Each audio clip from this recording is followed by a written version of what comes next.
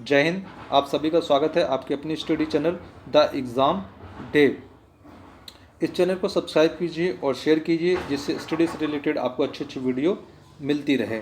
और ये हमारा है असेसमेंट वर्कशीट आकलन कार्य पत्रक 7 सामाजिक विज्ञान कक्षा 8वीं क्लास के लिए। ये 15 नवंबर 2021 की वर्कशीट है। ये असेसमेंट वर्कशीट है और असेसमेंट वर्कशीट मैंने बार बार कहा है आपको करने का सबसे अच्छा तरीका क्या है, आप सबसे पहले खुद सॉल्व कीजिए, फिर इस वीडियो के साथ मिलाइए और इस वीडियो के साथ साथ भी आप क्वेश्चन पढ़ करके राइट ऑप्शन गेस कीजिए और फिर मेरे आंसर के साथ मैच कीजिए। देखिए कितना सही कर पाते हैं।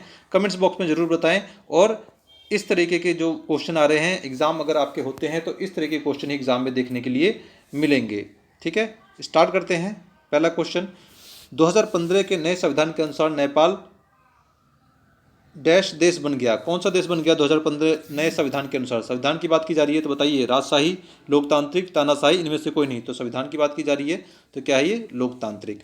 दूसरा, मौलिक अधिकार भारत के द्वारा सुनिश्चित किया जाता है। मौलिक अधिकार भारत के द्वारा सुनिश्चित किया जाता है। राज्य सरकार, संविधान, केंद्र सरकार, इनमें से कोई नहीं। तो मौलिक अधिकार जो है किसके द्वारा सुनिश्चित किया जाता है? बी, संविधान के अनुसार। तो इसको इस तरीके से गोला करेंगे। ठीक है, सिर्फ राइट करके अपने टीचर के पास नहीं भेजना है, इसको गोला करके भेजना है ताकि आपको एग्जाम के लिए पहले से ही आदत पड़ी रहे। भारत में तीसरे स्तर की सरकार कहा जाता है। भारत में तीसरे स्तर की सरकार क्या कहा जाता है? पंचायती राज को, केंद्र सरकार को, राज्य सरकार को, बी और सी दोनों। तो राइट ऑप्शन है ए, पंचायती राज। फोर्थ क्वेश्चन क्या कह रहा है?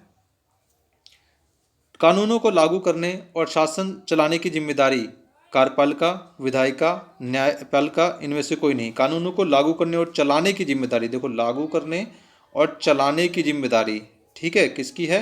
राइट ऑप्शन है ए, कार्यपालिका। निम्नलिखित में से किसे भारतीय संविधान की अंतरात्मा भी कहा जाता है? भारतीय संविधान की अंतरात्मा किसे कहा जाता है? शक्तियों का बंटवारा, संसदीय शासन पद्धति, संघवाद, मौलिक अधिकार। तो भारतीय संविधान की अंतरात्मा किसे कहा जाता है? मौलिक अधिकार, डी। 6 क्वेश्चन, 14 वर्ष से कम उम्र के बच्चों को मजदूरी पर रखना अपराध है, किस मौलिक अधिकार के द्वारा घोषित किया गया है? समानता का अधिकार, स्वतंत्रता का अधिकार, शोषण के विरुद्ध अधिकार, सांस्कृतिक और शैक्षणिक अधिकार। तो 14 वर्ष से कम उम्र के बच्चों को मजदूरी पर रखना किस मौलिक अधिकार के अंदर घोषित किया गया है? शोषण के विरुद्ध, सी।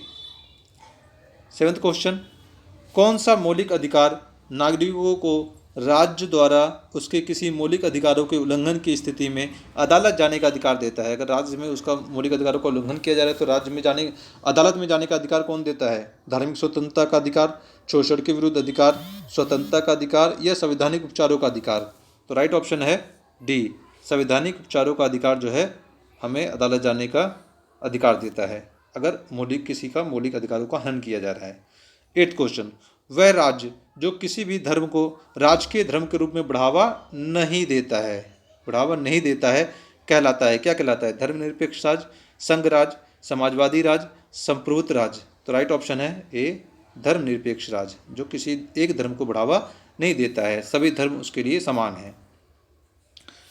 9th और 10th क्वेश्चन कथन और कारण वाला है। इसमें कई बच्चों को आंसर आते हुए भी कथन और कारण की वजह से ये गलत हो जाता है, तो इसको बार बार प्रैक्टिस करने से हम इसको अच्छे से समझ सकते हैं। तो देखिए 9th क्वेश्चन क्या कह रहा है?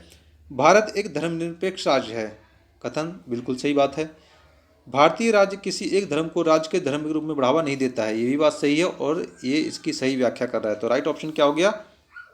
ए। 10th क्वेश्चन, भारत एक लोकतांत्रिक राज्य है। सही बात है। लोग शासन चलाने के लिए अपने प्रतिनिधियों को चुनते हैं, ये भी सही बात है और ये इसकी सही व्याख्या कर रहा है क्योंकि जब लोग चुनते हैं तभी तो ये लोकतांत्रिक राज्य बना।